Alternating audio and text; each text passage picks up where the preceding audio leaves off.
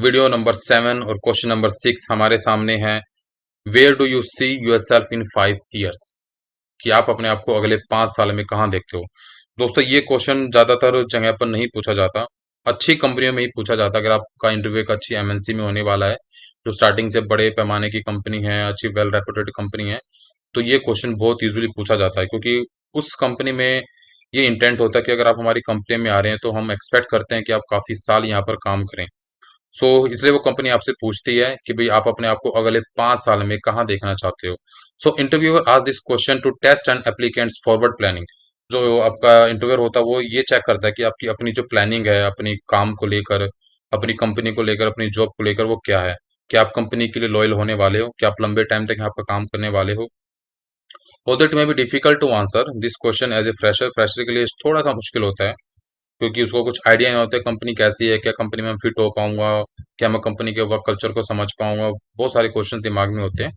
But it is best to do so by mentioning how you have high ambitions. But फिर भी आपको at least अपने answer में ये जरूर दिखाना है कि आप एम्बिशियस पर्सन है, आप अपनी जिंदगी में कुछ करना चाहते हैं, आपके फ्यूचर के प्लान हैं, आप बिल्कुल क्लियर है कि आपको अपनी जॉब में क्या करना है और कंपनी के बारे में आप क्या सोचते हैं।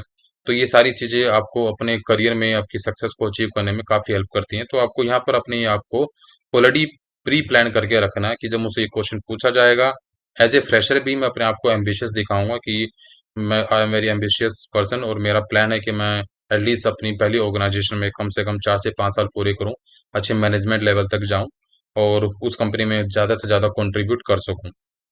सो लेट्स सी कि सैंपल आंसर क्या हो सकता है। So my ultimate goal for the next 5 years is, मेरा जो अल्टीमेट गोल अगले 5 साल तक वो क्या है? To master my position and advance into a managerial role, कि मैं अपनी पोजीशन को मास्टर करूं, अच्छा सीखूं और अपने आप को एक मैनेजर के रोल तक तैयार करूं अपने डिपार्टमेंट के अंदर।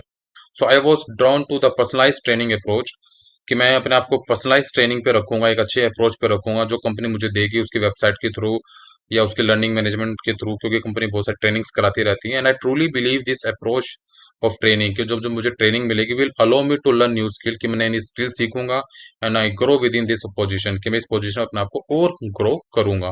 सो over the next 5 years I see myself, तो अगले 5 साल में मैं अपने आप को देखता हूँ एक अच्छे मैनेजर की पोस्ट पर या अच्छे प्रोजेक्ट हेड की पोस्ट पर, that will prepare me for the management role with the organisation, जो मुझे उस कंपनी के मैनेजमेंट रोल के लिए तैयार करेगी। तो इससे कंपनी को क्लैरिटी हो जाती है कि आप एक एम्बिशियस पर्सन है, और दूसरा आपका ऑलरेडी क्लैरिटी है माइंड के अंदर कि आप उस कंपनी पे कम से कम 4 5 6 साल बिताने वाले हैं, और आप सीखने के लिए भी तैयार, आपका लर्निंग एटीट्यूड है, क्योंकि जब आप ग्रोथ करते हैं, आप जब कंपनी में ग्रो करते हैं, तो आपकी लर्निंग के प्रोपोर्शनल रेशो में आपकी ग्रोथ होती है। आप जितनी नई स्किल एक्वायर करेंगे उतनी जल्दी आपका प्रमोशन होगा, आप जितनी नई स्किल सीखेंगे उतनी ज़्यादा आपकी सैलरी बढ़ेगी, और जितनी ज़्यादा नई स्किल सीखेंगे उतनी आपकी ब्रांड इमेज कंपनी के अंदर बढ़ती है। तो ये सारा का सारा जो पॉइंट्स है आपको मैंने बताई, आपको नोट डाउन कर लेने हैं, और आपका आंसर जो बनेगा वो इसी फॉर्मूले के ऊपर बनेगा जिसपे ये सारे पॉइंट्स कवर होने वाले हैं। So this is the sample answer. आप एग्जैक्टली इसको भी यूज कर सकते हैं या इससे मिलता जुलता आप अपना भी तैयार कर सकते हैं। सो इस वीडियो में इतना ही, इस क्वेश्चन का आंसर इतना ही। मिलते हैं अगले वीडियो में, तब तक के लिए ऑल द वेरी बेस्ट।